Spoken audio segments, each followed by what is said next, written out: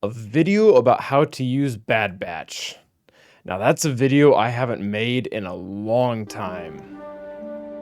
A long time. See if that investment is going to be worth it.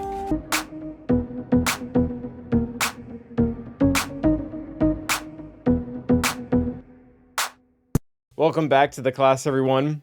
The Bad Batch is the badly geared batch no more, at least for everyone who is willing to drop $29.99 on them.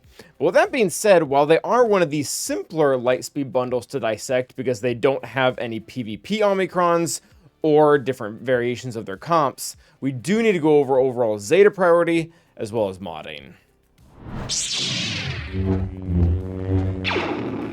So as I just said, we don't really have to talk about what the team overall needs to look like because you really only have 5 options for the main Bad Batch squad, especially if we're basing this all off of the very recent Lightspeed bundle. For posterity's sake, I will say that for 3v3, the comp you want to be using is Hunter Lead, obviously, Echo, and Tech. This will make more sense as we go on in the video and start looking at a lot of their mechanics. But as well for overall team compositions, that's pretty much it. So the first main thing I want to talk about, and it's probably what is on everyone's mind, especially for people who have gotten Lightspeed bundles before, the question is, do I need all 6 Zetas on the team? And the immediate answer is no. You would probably like 4 of them, and then there is an order, and we'll go over that now. But for the most part, they're not as cheap as some of the other teams like Tuskens, Geonosians, and even the recent AdRad team that was added as well. The first Zeta that I want to talk about that I believe is the most important is going to be Echoes, and it's so much damage. It's on as unique, and it says whenever a Bad Batch ally inflicts a debuff on an enemy, the enemy loses 8% protection. If the enemy had less than 50% protection and more than 50% health, they also lose 8% health. This is a pretty big deal because even when you don't have them modded overall very well, or you're missing other Zetas, or you don't have them at very high relics, you can do a ton of damage to most of the squads that Bad Batch are capable of beating purely off of debuffs alone. I won't go through every single character's kit right now, but they all do a few debuffs, so adding on that max health damage on top of it is really nice, especially once you start to run into characters that are a lot chunkier and that you just want to be able to use their own stats against them. So that is going to be coming in overall first place. Second place is going to be Hunters, and this is actually kind of neat, and what Hunters Lead in general does, even outside the Zeta, and you'll learn this as you start to use them more, but for every one thing that a normal mechanic does for Bad Batch, Hunter's Lead makes it do 2 things. For example, whenever Bad Batch have defense up, they also deal true damage. When they have evasion up, they also have critical avoidance.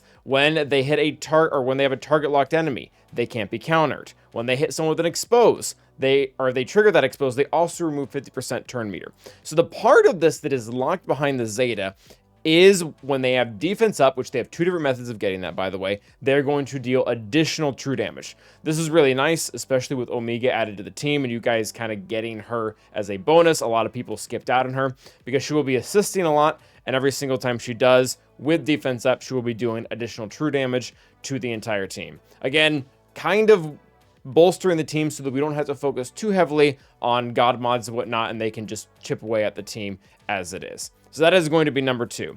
Number 3 is going to be Tech, and Tech's doesn't matter as much versus some squads, and versus some other ones it will matter a lot. And the really big difference is how many buffs does the enemy team start out with. And the reason why I say that is because the whole nature of the squad is that Echo will go first. That's very hard to not do, by the way, with his base speed being so high. He will use Never Any Doubt to inflict irresistible daze and healing immunity for 2 turns. When he does this, any buff that he rips off, he will give his allies and himself 5% turn meter. So if you're going up against a squad that doesn't have a lot of buffs and you're not able to pass any turn meter, Tech is going to need to be faster than he normally would be. And the reason why that's relevant to the Zeta is because the Zeta is actually going to be adding 10 speed total, assuming you are using him on an entire Bad Batch squad. It also does add some potency and some other things in here about stealth, but the 10 speed is the main thing that we're after, because one of the really unfortunate things that can happen is if Echo goes first, he rips off, or rather he doesn't rip off any buffs, but he applies those really nice debuffs, and Tech can't immediately go in and stun all the enemies. They actually have an opportunity to cleanse those debuffs And then Tech can't land a stun at all because one of the requirements to land the stun was that they had to be dazed or target locked. This actually does happen quite a bit with the Trench team, where your Echo will go first, he'll use that ability, Dooku will go next, Dooku will cleanse himself, Tech will go in to use this ability and won't be able to stun Dooku, and it just causes a ton of unnecessary problems for the team. So again, the Zeta can be important. That 10 speed is going to be game-changing for you in the squads you're going against. Next up is going to be Wrecker. Wrecker, it pretty much just makes him way tankier. He gets about 100% health, assuming he's on a full Bad Batch squad. And he also gains 1 stack of Fury for each clone trooper and each Bad Batch ally. So it pretty much allows him to get Furious right off the bat, and then also allows him to get another form of taunt. This on paper looks really good and arguably better than the ones we've already talked about. The reason why it's ranked lower on the list for us, because typically when you're using Bad Batch, Echo and Tech should have the entire battle under control by the time they go. You shouldn't necessarily need Wrecker to tank a lot of hits or to be taunting at the very beginning. It is nice, like I said, you do really want the 4 core Zetas, but at the same time, you're better off making sure that you can ensure that you can control the battle in the very beginning, rather than trying to weather the storm later. Again, both are nice as a backup plan. The stun is at 100%, so yeah, that might be worth taking into consideration. And last and definitely least is going to be Omega. Omega didn't really work quite the way that I believe CG wanted her to. She has this is one of her Zetas on her special. She has this whole long drawn out thing about how she can essentially get a form of mark on the enemy team. The issue is she herself cannot readily avoid taunt. When CG designed her kit, they were imagining that people would be using Hunter and using Hunter's ability where he can pass a turn to a character and then they can avoid taunt, so then she could use that ability to continue avoiding taunt. The issue is, that's not how you play the Bad Batch team at all. You keep cycling turns back to Echo to make sure the team never stops having healing immunity and daze on them, so you can keep stunning them and they can't recover. Meaning, this Zeta, while not awful, because you can still gain bonuses off of it, isn't really pulling that much weight, and ultimately you don't need it to get the team to function almost at all. And also, last is going to be her unique, which basically is going to give her some extra speed throughout the battle and have her assisting like we talked about. Again, some nice bonuses, but you can ask some of the veteran players out there. A lot of us were using Bad Batch without Omega entirely, so her Zetas inherently look a little bit less important overall, especially without her being a higher relic scene dealing more damage. So that is the overall Zeta priority. The unique before the special, I guess, is also worth noting if you're going to go all the way with Omega's Zetas. Now that we have a good understanding of the Zetas, I want to talk a little bit about mods. And mods really have 2 things we need to talk about first. And the first thing is turn order. So regardless of what sets or secondaries or primaries you end up putting on all 5 of them, because I know everybody's mod depth is different, you ideally want to aim for this turn order. You want Echo to be going first, you want Tech to be going second, and typically you want Hunter to be going 3rd, Wrecker 4th, and Omega 5th. Now, you can swap the order of Hunter and Wrecker. It will just depend a little bit on how you ultimately want to play the team. I like having Hunter go 3rd because then he can pass a turn back around to Echo, and I can continue to control the field by using 1 step ahead, calling in Hunter to drop the turn meter of maybe one of the characters that the stun that we mentioned earlier didn't exactly land on. The alternative method is to just use Wrecker's Wrecking Ball to then probably land the stun on any of the characters that weren't previously stunned. Both methods work, you just kind of have to figure out what works best for you. The reason why we have Omega last is because she actually gives turn meter to the rest of the team, so it would be ideal for that to happen when those characters actually have turn meter that they can use. Again, Hunter or Echo and Tech are at the very beginning for that daze stun interaction we talked about at the very beginning. So now that we've covered the overall turn order, let's get into the actual sets, primaries, and secondaries that our characters are looking for. So Hunter is going to want a combination of offense and potency. He doesn't need a ton of potency, and that's going to go for most of the characters on this list because he has 50% built into his kit. So 1 set and 1 primary is typically fine. That is primarily so that his basic is constantly landing exposes, both for damage but also for removing turn meter. And then the offense is just to capitalize on that true damage that we were talking about earlier that comes from having defense up on the characters. I do like a crit damage triangle at him just because those are astronomically good, even though they don't affect true damage at all. Speed arrow, pretty standard. And then you can have protection on the circle. So overall, just get him hitting hard, get him hitting often, and land those exposes with his knife.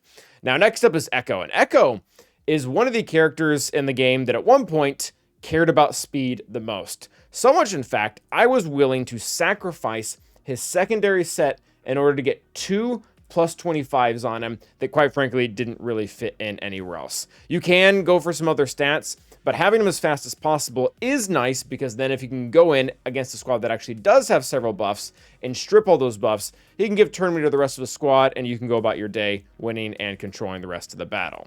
Next up is going to be Tech. Again, pretty similar to Echo in this sense that you don't want him to be too far behind because of that interaction we talked about earlier, which, by the way, is a little bit harder.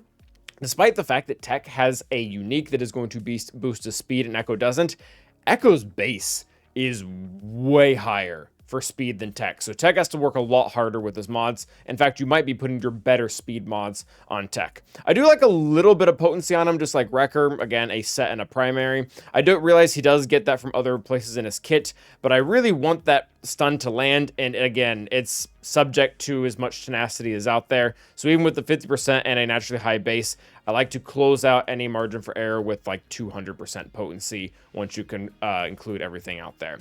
Next up is going to be Omega. Omega, again, kind of similar to Hunter. She's going to be capitalizing on the overall offense because she's going to be hopefully assisting a lot at a turn and doing true damage. Crit damage triangle for the same reason as Hunter. Offense, arrow, crit chance, secondary, that's not really important. You can kind of pick and choose what you want to go there because, again, true damage. And last but not least is Wrecker. Wrecker, again, following very similarly to Tech and Hunter in the sense that a little bit of potency on him doesn't hurt because, again, the stun he has, Wrecking Ball, can be resisted, especially if they have more tenacity modded characters. And then after that, it's just defense and protection primaries to make him as tanky as possible. So that is the overall modding and turn order and everything else we previously talked about. Now that we have Zetas and modding done, we need to talk a little bit about what Bad Batch beat in the current meta. And it's a little bit sad because they beat quite a few teams, but most of those teams, they only beat at like 90% effectiveness. So what I mean by that is, for them to go ahead and beat Qui-Gon Jinn, they totally can, unless Kelleran Beck's in the team. He has some interactions that are very specifically anti-Bad Batch, and they can win, but if it's a good Qui-Gon Jinn squad and you have an average Bad Batch squad and they have Kelleran Beck in the place of Barriss, for example, you're going to have a bad time. Very similarly, General Grievous, if they were to drop Droideka or Newt out there and they were to put in Stop, who again, very specifically has anti-Bad Batch synergy, at least when he has his Omicron, so that's kind of expensive for your opponent, I guess. Or even BB-8 in there because of the amount of turn meter he gives. Bad Batch are probably going to have a bad time. But again, the Droideka, the Newt, even Watt variants can kind of be fine for Bad Batch against them. I know a lot of people use Wampa there, so that might not be super relevant, but maybe Wampa beats multiple things for you. They do beat Trench pretty well, as long as Watt isn't in here to cleanse everything for them. Without Watt in there, again, with the cleanse, you can kind of just control the field, assuming all of your debuffs land, and half of them are kind of irresistible anyway, so that's not that big of a deal. They typically beat most sortie teams as well, other than the very specific combination of BB-8 and IG-88. Having either one of these characters in the team isn't a problem for Bad Batch. The problem is when they have both. And the reason is because BB-8 is going to give the whole team 40% turn meter, and then he comes in and he can land ability block on some of your characters. So if he does it to either Echo or Tech or Wrecker, it can kind of just mess the flow up of things and you can ultimately lose. So again, beats most sortie teams, except this very specific variant with the two of them. Now, this is probably where Bad Batch are going to shine, at least for the next couple months. They actually beat Adrad really well, and they beat most variations of Adrad. Adrad is a very tanky character at Relic 9, which is where most people are going to stop with them due to profundity. But again, like we looked at the very beginning of the video, Echo is going to deal damage based off of max health as well as the exposes from Hunter. So you can kind of chew through however much he has here, whether it's high protection, high health. You will eventually get through it, and then constantly ripping off all of their buffs does add to a nice bonus. The other team they beat a lot is Tuskens, and the main reason for that is they have a lot of true damage through Hunter's leadership. And the reason why that's important is because momentum adds defense, as well as Tusken allies gain 20% defense for each stack of momentum on them. So even though you're gaining turn meter and you are giving them a little bit of momentum, true damage just doesn't really care. So that is overall what they beat, how to Zeta them, or rather the order they should be Zeta in, and what their mod should look like. So thank you guys for watching this video. We will have a AdRad variation of this coming out hopefully tomorrow or sometime soon. But until the next time, thank you guys for watching, and stay awesome.